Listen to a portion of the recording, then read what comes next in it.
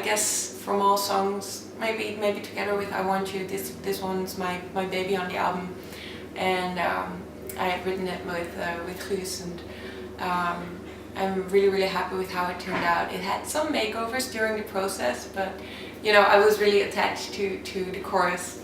I really like the chorus. It's really big, and it's really has these really cool jumps in it from high to low, which I really like. And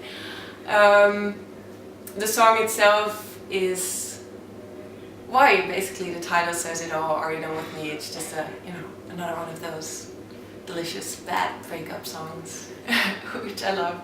I just love the drama of it.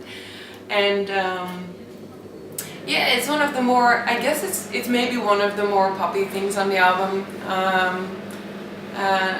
Yeah, what do I say about it?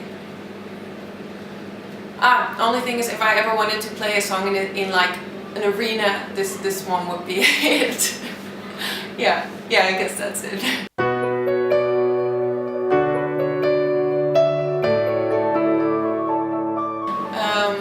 You don't need to get anything out of this. Try not to get the devil out. Yeah. So, Get the Devil Out of Me is, well, it's our lead single for the album. We have some singles in store, but you know, since it took quite some time for the album to be done and released, basically, we thought we wanted to give you know, the fans something extra before the album was released, and then after that the first real single. So we have Get the Devil Out of Me now, and we basically chose this one as a single because we played it already last year. We played it live, and it was like a real party song. It was a real party starter. So we thought, we thought people would like it. We like it ourselves a lot, so that's of course pretty good too. I edited the video for it myself. We had some cool footage from the Sony Sphere festival where we played, which I just mentioned, and we had some studio footage, some footage of other festivals, and I had a really fun time putting that all together into a video for Get the Devil Out of Me, especially because we didn't have one take of us actually playing the complete song Get the Devil Out of Me.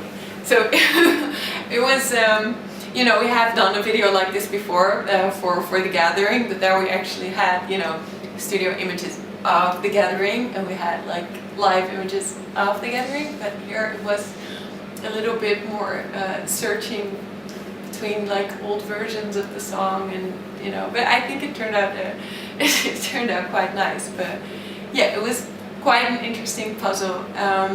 And about the lyrics, a lot of people have asked me, like, you know, is it like, does it have religious references? Because, you know, I also have like a chorus which has No Jesus Christ and stuff, and Get the Devil Out of Me.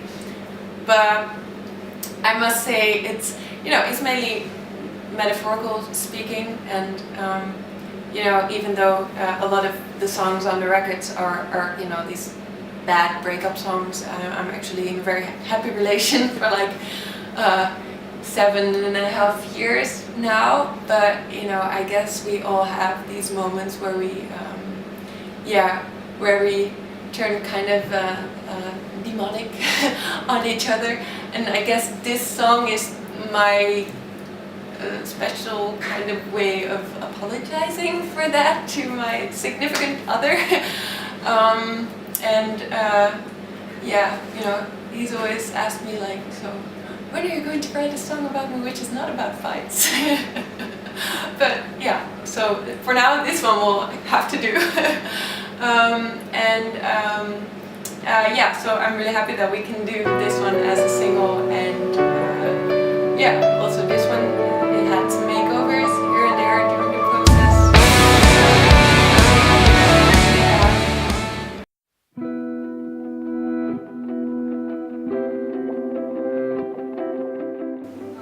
Yeah, well, Not Enough is basically like my 14-year-old dream, since I do like a bit of the you know, the operatic classical singing there in the end, which, you know, normally is really not my cup of tea, because I always feel like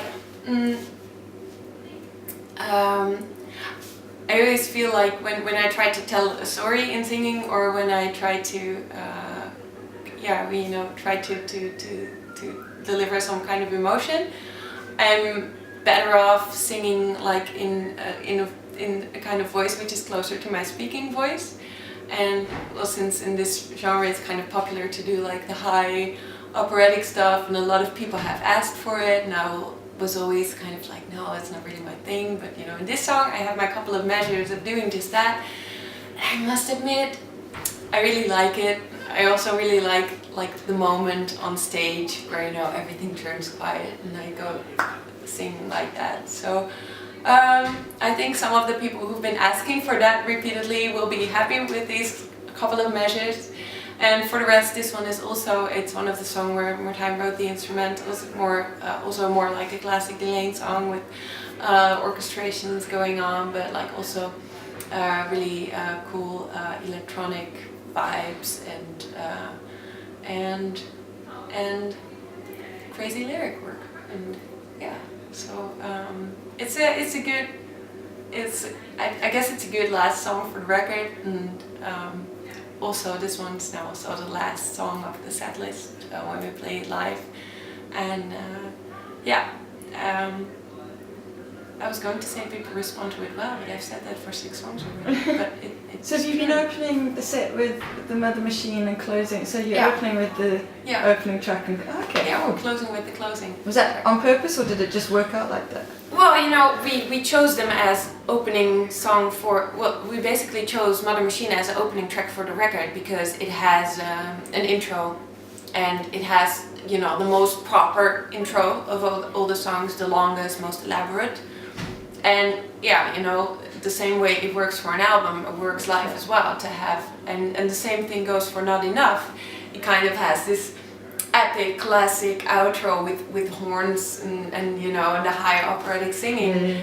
And you know, you kind of leave people in this euphoria vibe, this vibe of euphoria. And that's a cool last vibe for an album, but just like that, it's also a cool last vibe for a show.